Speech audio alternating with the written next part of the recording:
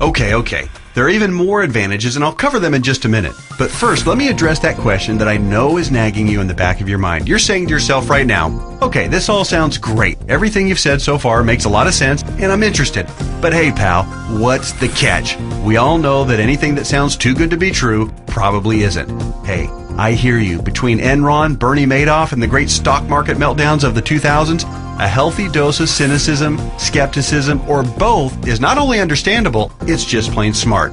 I'll tell you what the catch is, and trust me, it's more like 6 seconds of turbulence on your 6-hour flight to Hawaii on your personal jet plane than a catch. But first, a quick reality check. Just because you've never heard of this before doesn't mean that it doesn't exist, doesn't mean that hundreds of thousands of people aren't already using it, and doesn't mean that all of the advantages that I've talked about aren't absolutely real and sitting there just waiting for you. So, here's the 6 seconds of turbulence catch.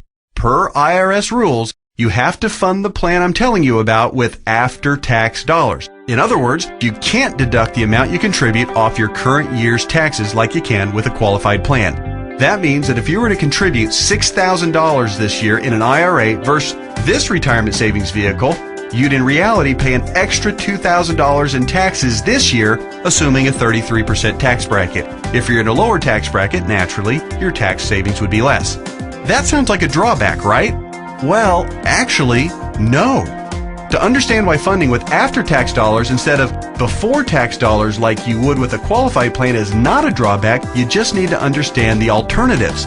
Answer this philosophical question. If you were a farmer, would you rather pay taxes on the small sack of seeds when you purchase them in the spring, or would you rather pay taxes on your entire harvest when you sell it in the fall?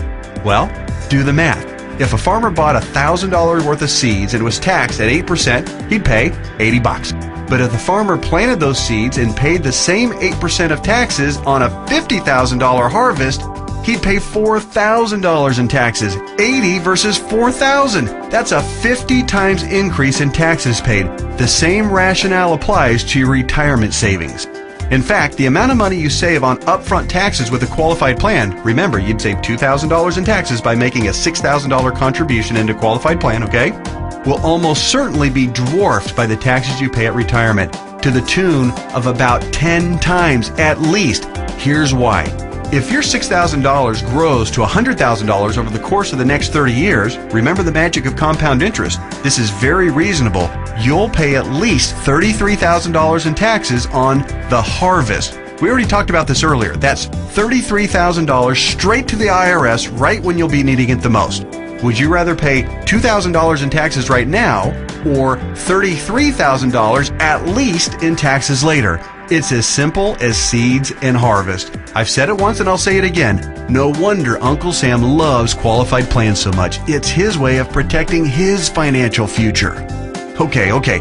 So let me go ahead and draw back the curtain and show you what the jet plane of retirement savings vehicle is. Just do me a favor and hear me out, because I'm going to admit it right now, right up front, it might sound a little, well, boring right at first. That's because it's a life insurance product called Indexed Universal Life Contract, or IUL for short. Stick with me, Skipper. Don't be fooled by any stereotypes of what you may think an IUL is. This is different than any kind of whole life or variable life or universal life plan that you may have heard about or purchased in the past.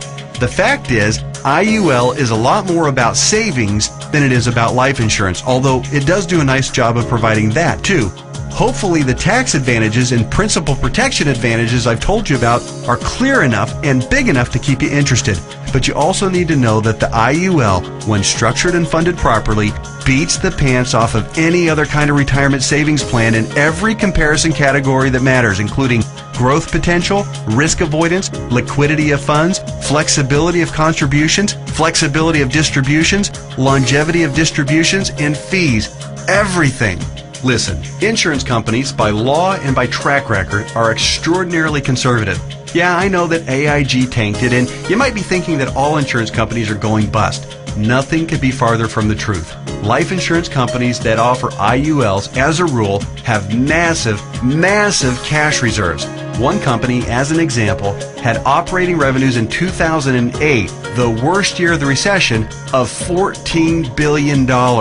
earnings of $1.3 billion, and cash reserves at the end of the year of $12.8 billion.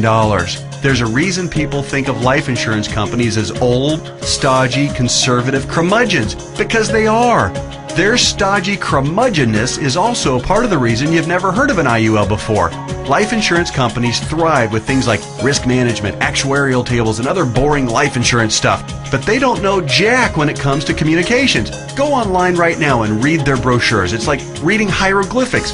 Boring, painful, obtuse, hard to understand, and that's just the table of contents. But that doesn't mean that this product, Indexed Universal Life, is anything less than magnificent for creating wealth.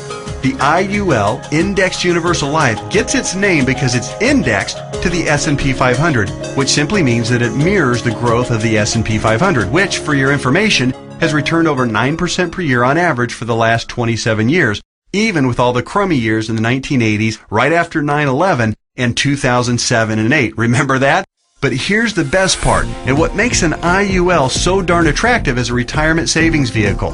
The reason IUL accounts, when structured properly, won't lose principal is because the lowest return guaranteed by the contract is 0%. Or in technical speak, they have a floor return of 0%. They can't lose money. If the stock market tanks for the year, your IUL contract doesn't take a big hit. It just stays even right where it is. Stated differently, an IUL locks in the gains during up years, but it doesn't participate in the down years. Take that, IRA. You can't even come close to competing with that.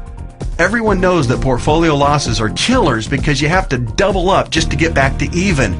You eliminate that risk with the IUL since your floor is 0% annual growth. No loss of principal. Compare that to the devastating 37.2% loss of the S&P 500 in 2008. If you were indexing your IRA against the S&P 500 and therefore did not have the 0% floor like you would with an IUL contract, if you had a $1 million portfolio on January 1st of 2008, you would have ended the year with just $628,000. Ouch! Even with the big bounce back year of 2009, where the S&P returned 23.6%, the $628,000 you had left after getting killed in 2008 would have only grown to about $775,000. Still deep in the hole. Not with an IUL.